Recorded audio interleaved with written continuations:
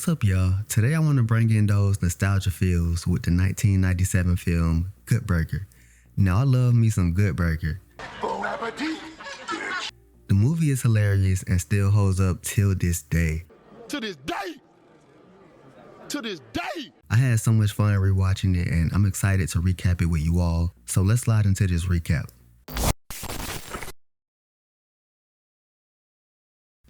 So the film opens up with Ed taking the order, and as he goes to get the woman's order, some burgers pop out and they're begging and pleading for Ed to not sell them. It turns out that it was just a dream. And side note, for some strange reason, I love this banana lamp. I don't know why, it's just something about it that I love. Ed hops out of bed and gets ready for work. And you can just tell that he loves his job. He dreams of his job, he sleeps in his uniform, and even showers in it too. He must be Employee of the Month every month.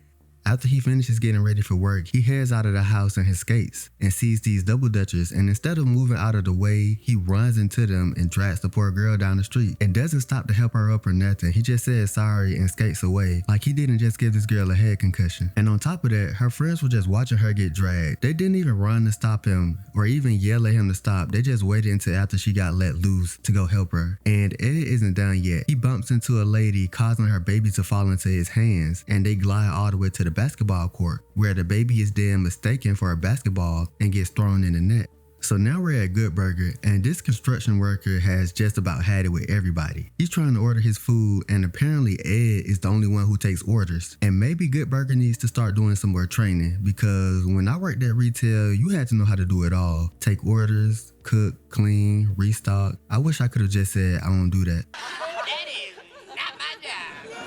Well, after terrorizing the whole neighborhood, Ed finally makes it to Good Burger and takes the guy's order, but he's over it and says that he's done with Good Burger and he can't wait for Mondo Burger to open and leaves. And if you've worked at retail before, then you've probably heard some customers say this. They always be like, I ain't coming back, I ain't spending my money in this establishment, but then you see them back next week and sometimes they be wearing the same clothes. And you just like, okay.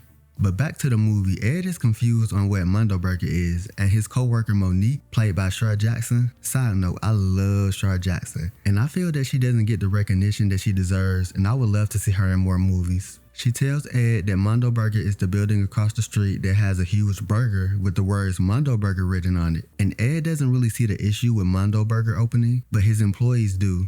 They feel that the opening of Mondo Burger will more than likely lead to the closing of Good Burger. We then cut to high school and are introduced to Dexter, who's waiting patiently to get let out for his summer break. And when the clock strikes 3 p.m., he and everyone else eagerly heads out after class. Leaving out, he runs into his friend, played by Marcus Houston. He shows him his mom's car that he stole while she's out on a business trip in New York. I never understood how some people were able to steal their parents' car. Like, how are you getting away with that? I have questions.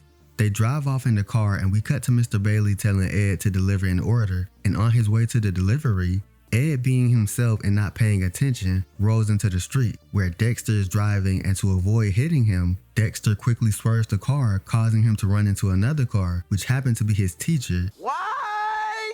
Oh, Brother Reed, you have messed up my afro. And his friend, not caring to check and see if he's okay, just runs out of the car and leaves Dexter all by himself. Dave! No! Oh, no! Oh, baby. And I'm still confused on why he ran. He wasn't the one driving and they weren't drinking or anything, so I'm not sure why he was running for his life. My theory is that he had a little bit of Mary Jane on him and he didn't want to get caught. That's why his first instinct was to run and not check and see if everybody was okay. That's my theory. This is the second example of a fake friend in this movie, and we're not even 10 minutes in yet. His teacher, Mr. Wheat, is angry that his new car just got messed up and asks Dexter for his license. The problem is, Dexter doesn't have a license. I'll give it to you, but you're gonna have to wait. For what? Oh, about a year. Oh, no. So Mr. Wheat tries to call the police, but Dexter convinces him to give him time to pay for the damages, which are estimated to be $1,900. So Dexter tells him that he'll get a summer job. I'll get a summer job. We're now at Dexter's first day on his job, and he's doing training to make a burger, or at least that's what I thought, because I don't know what this is he's making. This is an ugly ass burger. Anyways, all the trainees get called in for a few words from the trainer Kurt, and while talking, Dexter makes a joke and is caught by another trainer. He is then fired and dragged out by the restaurant security, and this is the only fast food joint that I know of with security. Y'all other foods need to take notes. Dexter then goes to Good Burger and gets drunk off of Coca-Cola. He meets Ed and feels that he looks familiar, but he doesn't know where he knows him from. He lets Ed know that he needs a job, and Ed tells him that he can come work at Good Burger. He lets Mr. Bailey know, and he agrees that Dexter can work there. Ed then begins to introduce him to the team. We meet Fizz, Otis. He's 77 years old and still works in fast food. I should have died years ago. They need to go ahead and give Otis his retirement money. We also meet Dee Dee and Spatch.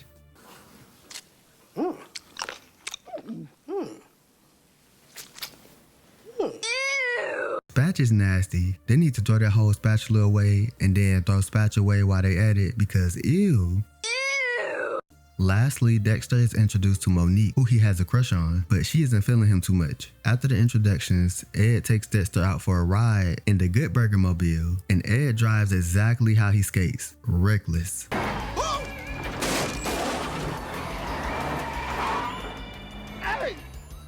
It's now later that day, and the workers from Mondo Burger come in to tell everyone that tonight, Mondo Burger will be opening. And don't y'all think it's kind of strange to have a grand opening at midnight? No? Just me? Well, now it's the grand opening, and this could easily get confused with a concert. Once the doors open for Mondo Burger, the electricity goes out for Good Burger, so they call it a night. We get a montage after the next few days, and Mondo Burger is making bank, while Good Burger is making dust. So Mr. Bailey decides to go and purchase a Good Burger. All right, everybody. Now don't get all excitable. Where did that burger come from?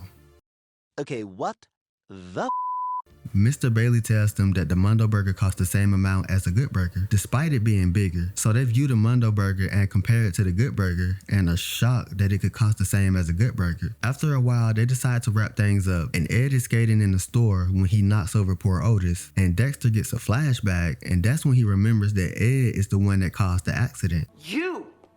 Me? Now I know why I saw you before. You're the rollerblading nut that caused my accident. He yells at Ed and takes Otis to the hospital. It's now the next day, and Dexter is having lunch when his teacher, Mr. Wheat, comes in and tells him that the official total for the damage is $2,500. He then leaves, and Ed comes to sit next to Dexter. He makes him laugh, despite him being angry with him, and they start eating. While eating, Ed pulls out some of his special sauce. It gets on Dexter, who likes it, so he offers it to everyone else, who also like it. And this sauce must be good because Otis says it makes him glad that he's not dead. Excellent. It's awesome. It makes me glad I'm not dead.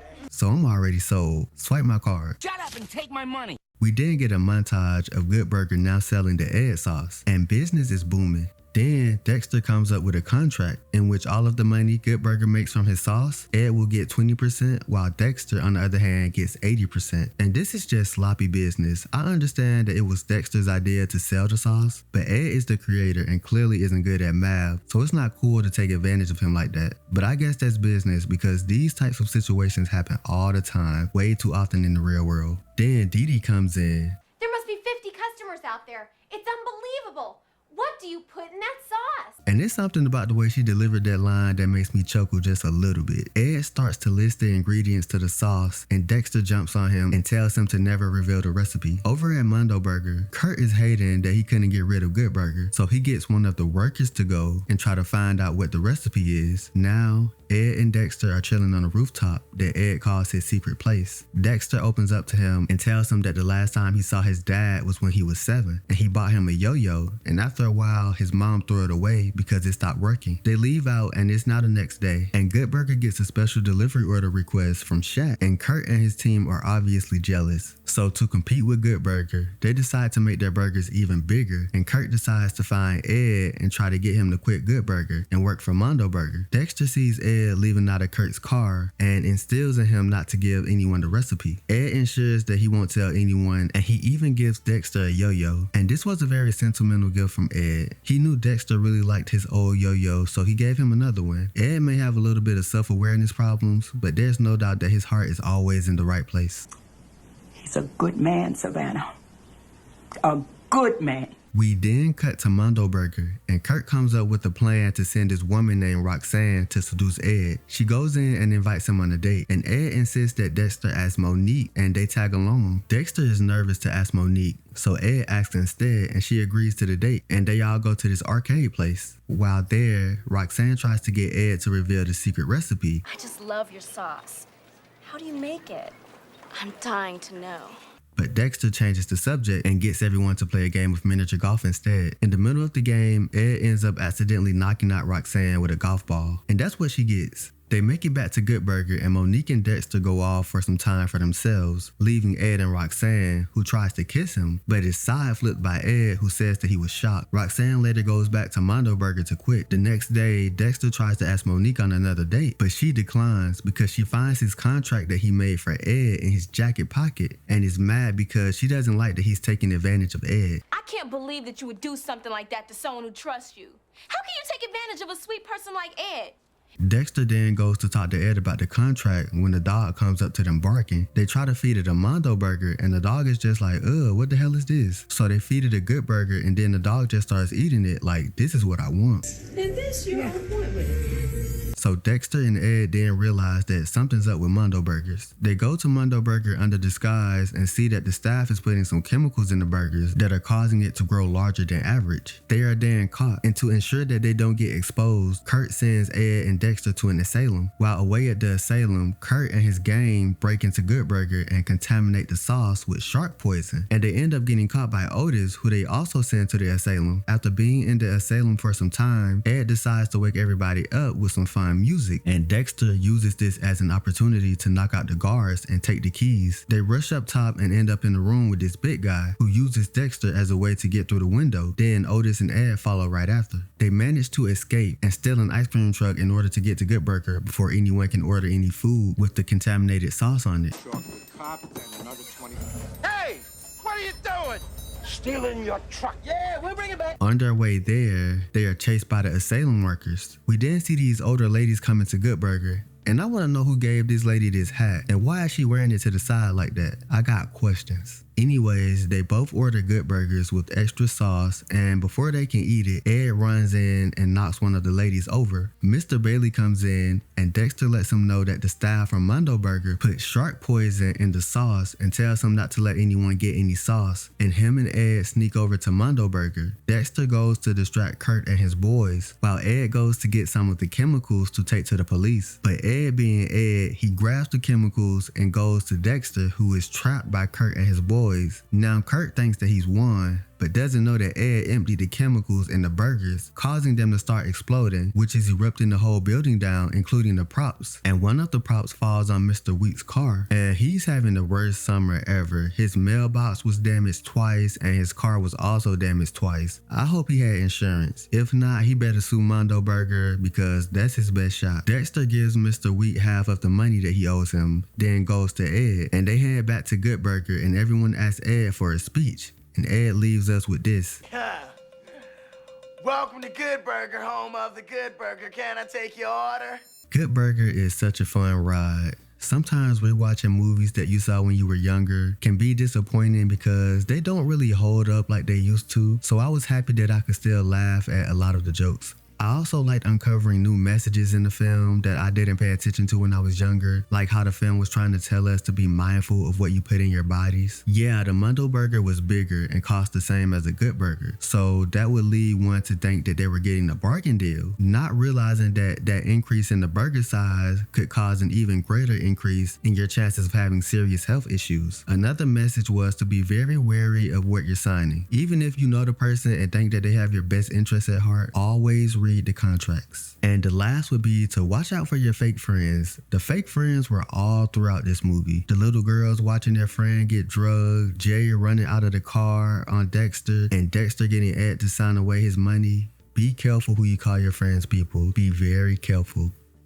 And before I leave, I want to give out a special award, the award for best heartfelt moment.